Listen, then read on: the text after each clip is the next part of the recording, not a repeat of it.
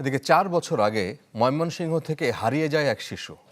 অবশেষে তার সন্ধান মিলল মিল্টন সমাদদারের আশ্রমে। এক ভিডিও দেখে সন্তানকে ফিরে পেতে ঢাকার সিএমএম আদালতে আবেদন করেছেন ওই শিশু তাইবার বাবা। শিশুটির ডিএনএ পরীক্ষার নির্দেশ দিয়েছেন আদালত। মাসুদুর রহমান রিপোর্ট করেছেন। ওয়ালটন এসিতে ইনস্টলেশন একদম ফ্রি।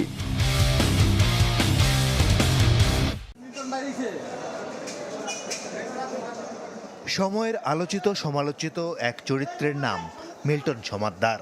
মাসখানেক আগেও যিনি মুখোশ পড়েছিলেন একজন সমাজ সংস্কারকের, মাস পেরোতেই প্রতারণা, মানব পাচার সহ একাধিক মামলায় তার ঠিকানা এখন কারাগারে।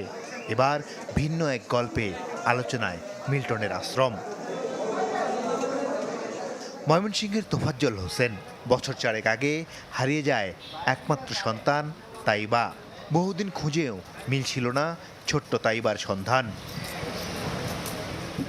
হঠাৎ একদিন প্রতিবেশীর মাধ্যমে তোফাজ্জল জানতে পারেন ফেসবুকে ভাইরাল তাইবার ভিডিও, তাও মিল্টন সমাদদারের আশ্রমে।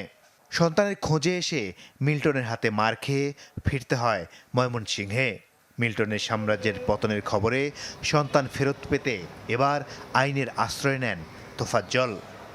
আমি বিচার নেওয়ার পাইতেছি না, মন পাওয়া গেছে, বাচ্চাটা দিতেছে না,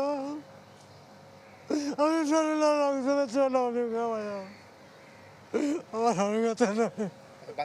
রোববার ঢাকা সিএমএম আদালত আদেশ দেন 21 মে তাইবাকে হাজির করতে হবে।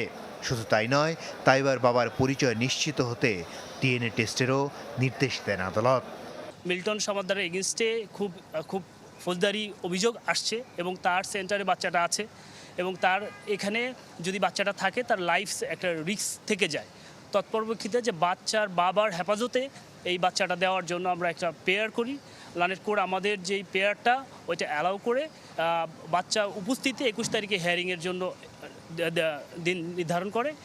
শিশু তাইবার সাথে তোফাজ্জলের ডিএনএ যদি মিলে যায় তাহলে সেই হবে প্রথম শিশু যাকে হারিয়ে ফেলার পর খোঁজ মিলল চাইল্ড অ্যান্ড ওল্ড এজ কেয়ারে।